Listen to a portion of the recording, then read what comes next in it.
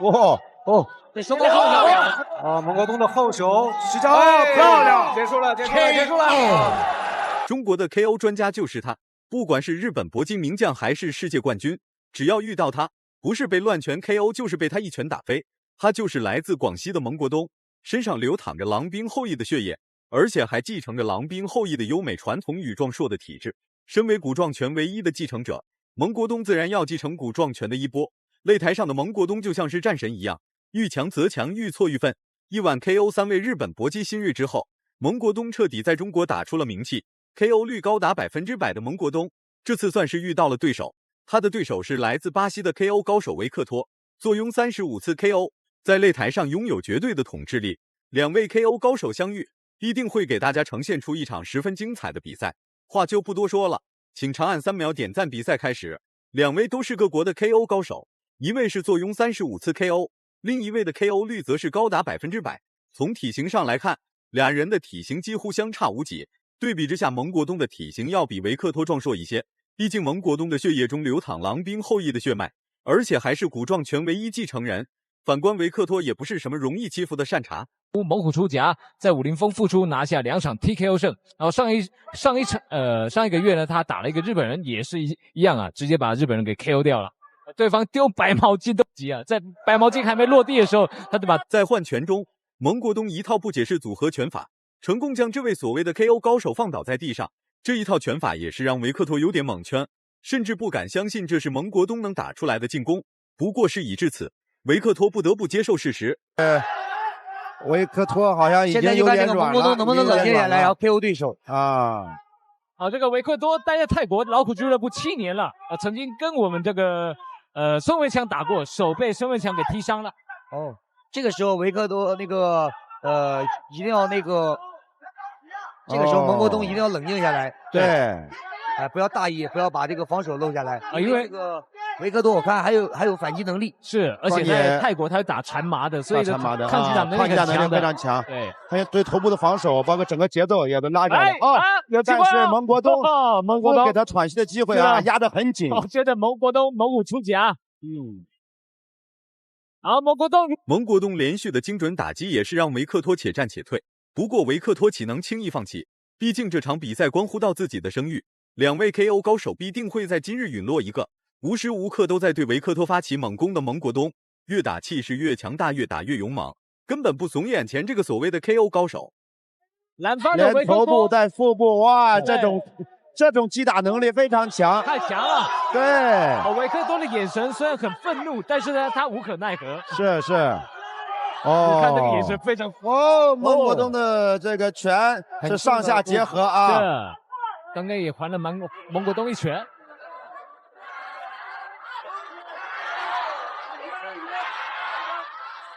那维克多说了，他巴西跟泰国最大的不同是，他在泰国可以当个职业的运动员，好好的训练，在巴西没有办法，是，那边环境比较差一点。对。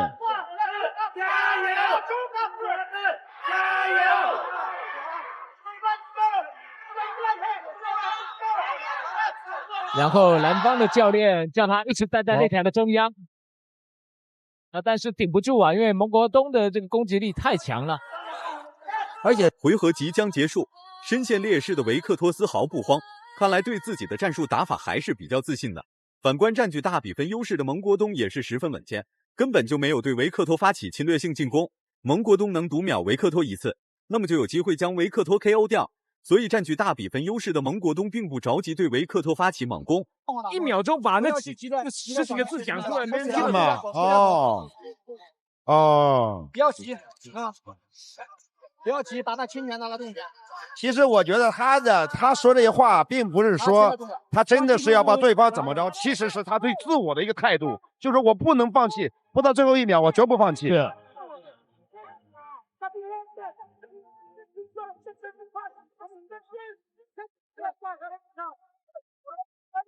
好，这个赛前我有跟这个蒙国东讲的这个胜利宣言太长了，我们再来看一下，他这场如果第2回合开始了，身陷劣势的维克托依然十分稳健，依然可以保持良好的战术来与蒙国东进行对峙，不仅没有急于求成，而且还可以与蒙国东打得有来有回。看来第1回合的读秒并没有给维克托带来损伤，调整好心态的维克托依然可以给蒙国东制造出很大的威胁。蒙国东不得不小心维克托所打出的冷招冷拳，毕竟超高的 KO 率不是徒有虚名，是相当的凶悍。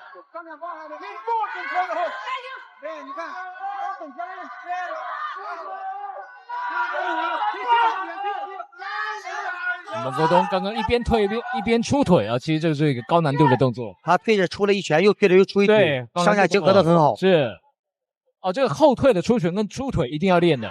对，但是跟协调性有关系。是，他刚才这个躲闪的反击做得很好。是，控制距离也控制的特别好。是，然后对手的协调性就没，还有爆发力就没有他好了。是，可能稍微要僵硬一些。对。其实比赛有时候就是这样的，你这个打出感觉了之后呢，怎么打怎么有，是就很自如。对，况且还有轻重缓急，逐渐适应比赛节奏的蒙国东越来越强势，虚虚实实、真真假假的进攻也是让维克托有点摸不着头脑。反观维克托则是选择硬核反击，不过这些反击丝毫影响不到蒙国东的主动进攻。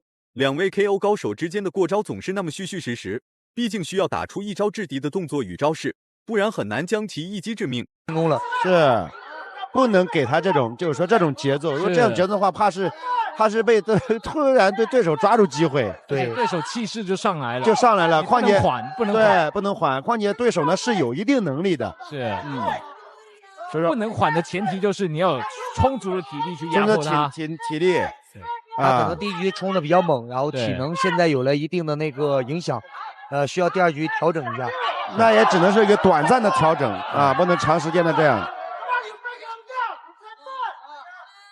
需要蒙国东赶快压回去了。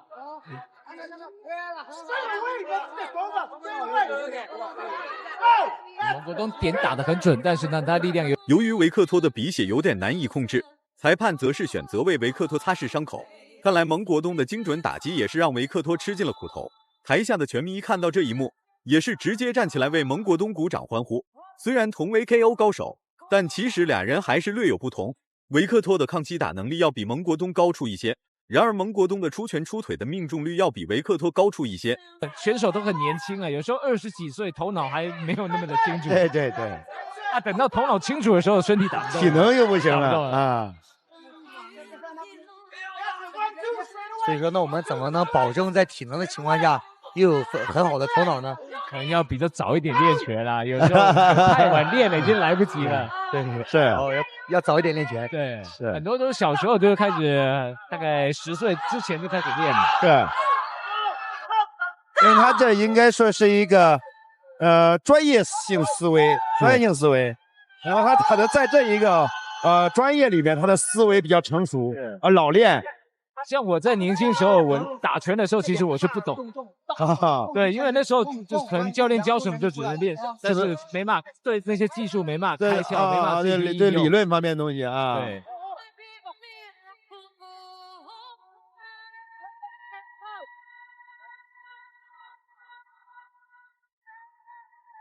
就是说你参加了另外一个工作，然后就是在社会上的经验越来越多，才突然开窍，原来是那时候是这么一回事儿。就很可惜了，有些运动员他是在擂台上开窍了，杨卓也坚持了很多年了。其实很多人都是我的老师。第3回合开始了，经过2回合的试探，两人几乎已经丧失了 KO 对手的能力。不过打出的拳脚进攻还是具有一定威慑力的，特别是维克托发起的主动进攻特别明显。毕竟维克托现在是身处劣势，然而蒙国东则是一直稳扎稳打，并没有施展太过偏激的动作与招式，早打了。那么在通过第2局的调整，蒙国东开始加强了这种密度和重击的击打。是因为蒙国东在第1局展示了他绝对的这种击打的能力啊，确实是击打能力很强。那有机会 KO 对方就不要留情了，不要留情。不过这个维克托也是毅力也非常强，是，毅力很好，坚持到第3局挨了这么多重击。对，其实在心理素质上啊，打过缠麻的会觉得打拳套好像不是那么痛，比较不会怕。对，他是加上他的身体的这种抗击打，加上意志的能力，心理承受能力强，是撑了下，综合性的一个这样的一个因素。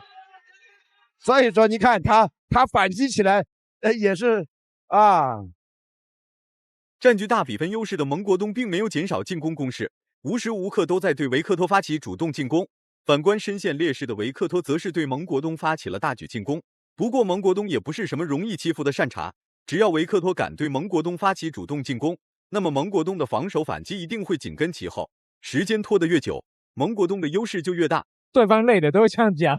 对，要给自己的运动员，给己方的运动员加油打气。对，都是说啊，对方累了，然后你加油。这样。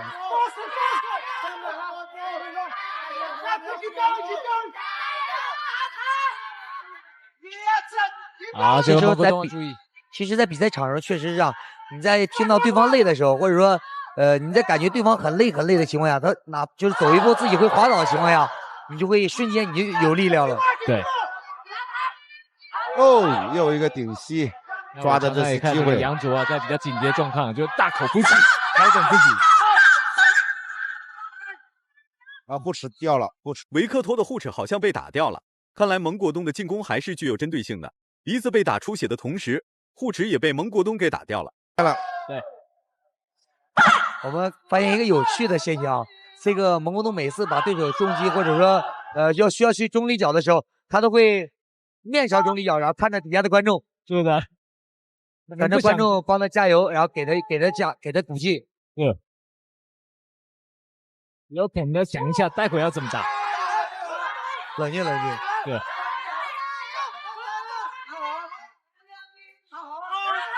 最后10秒，现在两个人都开始用这种体能下降，用这种小的点拳，在控制对方的距离，打点。比赛结束了，两位 KO 之王的比赛终于告了一段落。看到蒙国东大喘吁吁的样子，就足以证明蒙国东是用出了全力。台下的全迷粉丝也全都看在了眼里。维克托虽然 KO 次数比较高，但面对蒙国东，维克托的针对性战术并起不到什么作用。总体来说，蒙国东占据了大比分优势，毕竟手里还掌握着维克托一个读秒。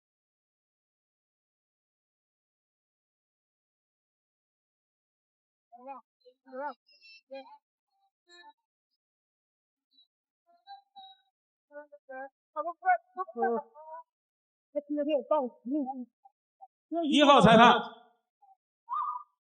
30比27，2号裁判30比27，3号裁判30比27，比赛结果红方胜。最终蒙国东获得了比赛胜利。